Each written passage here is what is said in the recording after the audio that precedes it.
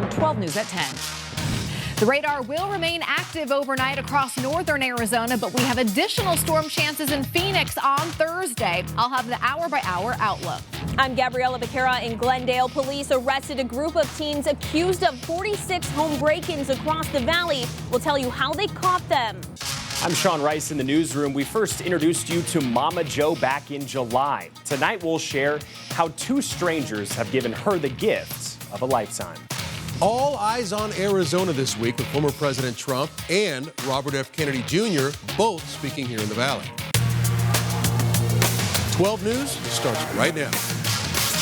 We begin by tracking monsoon storms across Arizona with the radar lighting up in the high country tonight. That's right. Flagstaff seeing plenty of rain. You're taking a live look right now at the Flagstaff train depot where the rain has been coming down for the last few hours. And as we look ahead to tomorrow, could the valley be next to see some rain? Good evening and thanks so much for joining us for 12 News tonight. I'm Kadiva Devine. And I'm Troy Hayden. Mark's off tonight. Let's get right to your weather impact forecast and we track when the valley could see rain. Meteorologist Lindsay Riley is here. What are you seeing, Lindsay? Well, the valley did escape tonight, but tomorrow we will have storm chances by the afternoon hours, so we're not out of the woods yet. Now, the high country has had pretty active night, and the radar is still lit up around the Flagstaff area. That's where it is most active tonight. It's also where we have our greatest potential for possible flooding over the next 24 hours, basically north of I-40. This is the statewide radar picture. A bit of a closer look up north, and you can see the reds and oranges up north. That's moderate to heavy rainfall. These storms are falling below severe limits, but the rain has been coming down for several hours and will continue through the overnight. This is not going to die down just because the sun has set. Now, across the lower deserts, it is pretty quiet. Can't rule out an isolated shower or two during the overnight, but our severe potential will go back up tomorrow. Blowing dust also a possibility for the lower desert. So here's a look at our 12 News exclusive monsoon meter. And these are the highest numbers that we've had all season. That's because we have a flood potential up north, very high coverage of storms along I-40 up to the Utah state line, including Mojave County. Then we're going to be tracking storms that fire up around Tucson, where we'll have about 60% coverage, and head toward the valley and the lower deserts later in the day. That's why we have blowing dust potential, and also very high coverage expected along the rim as well as the White Mountains. So tomorrow, another active day before storm chances go down for the weekend. Troy. Lindsay, thank you. Let's head to the West Valley where Glendale police say they caught an organized theft ring caught on video here, responsible for a series of home break-ins across the valley. And get this, the average age of these suspects, just 15. Tonight, 12 News journalist Gabriella Becerra shares details on how the group was operating. At least 8 teens were arrested in connection to the thefts between Glendale and Phoenix. In each case, police say the teens would wear masks and gloves to conceal their identity, but detectives were able to link the group together through the clothes they were wearing and the stolen cars they were driving. What kind of things are you doing for money? Breaking into houses. A group of teenagers are accused of going out after dark, breaking into homes and stealing expensive items, including cars, guns, and electronics. One of those teens explaining exactly who they targeted in an edited video shared by Glendale police. You can either just go front door hopping, try to see whose doors are unlocked, or we obtain garage openers. Most people have it in their car on the sunroof visor. This same teen telling investigators he carries a gun to each of the burglaries for his own protection. Why do you even carry a gun to begin with? Self-protection, because the stuff I do, I can either get chased or shot at, or by who? Okay. My victims. Your victims? Yeah. Okay. Investigators say they know of at least 46 break-ins from June to August, but suspect the group could be connected to more. This all happened when these families were sleeping. You know, families that are trusting that they're going to be safe in their own neighborhood within the walls of their own home. Court documents reveal details from one night in July when the suspects are accused of consecutively breaking into 3 different homes. That's when detectives caught on.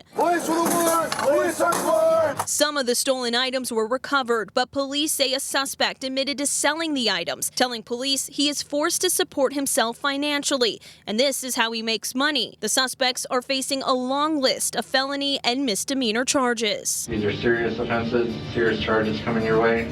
your whole crew is coming down. Glendale police are calling these crimes of opportunity because of how easy it was for the break-ins to happen. They encourage people to lock their car doors and bring in their valuables, including those garage door openers. Reporting in Glendale, Gabriela Becerra, 12 News. Gabriela, thank you. Think about what those garage door openers for sure. The latest now on a big deadly crash on I-10 right at the beginning of rush hour. Happened at 4 o'clock this afternoon, 107th Avenue. DPS tells us this crash involved 6 different vehicles, and again, one person was killed, another person taken to the hospital. No word on their condition tonight, but the crash did cause delays on the eastbound lanes of I-10 right during the evening commute. All those lanes tonight are now back open. Now to a story that you'll only see right here on 12 News. We first introduced you to Mama Joe last month. She's a double amputee bound to a wheelchair, struggling with the fentanyl addiction and living on the streets in Mesa. Our first story highlighted one nonprofit's effort to help her out, but tonight, 12 News journalist Sean Rice is joining us to share what 2 strangers have done for her. Sean?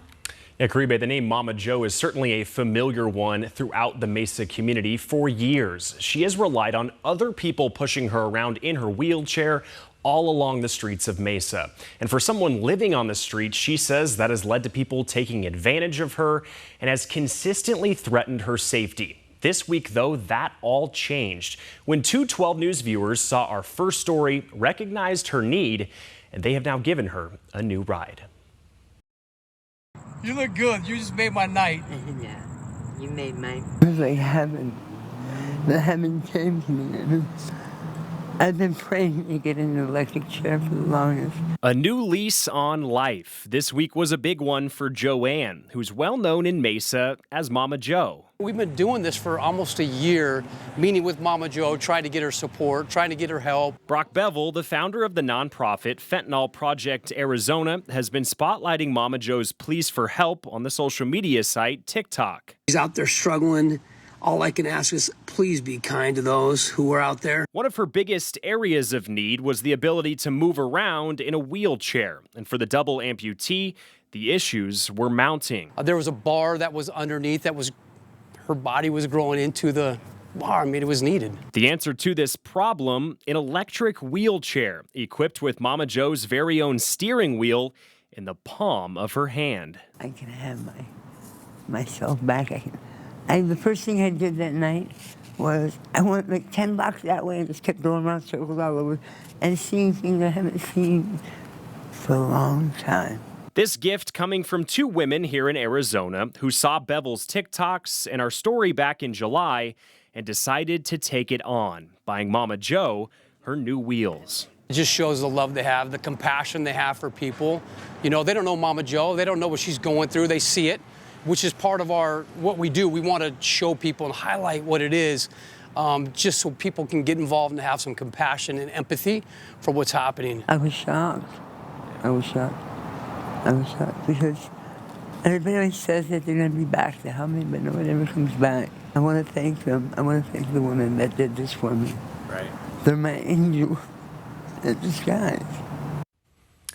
Now tonight, that pursuit to get Mama Joe permanently off the streets continues. Bevel tells me he's actively trying to work with the city of Mesa as well as other nonprofits to get her into sobriety and into a permanent home. Mama Joe told me today she wants nothing more than a place to stay for the rest of her days. Tonight, we will provide ways to help on 12news.com. Back to you guys. All right, there's some good souls out there, and Mama Joe looks like she is doing so much better. Sean, thank you.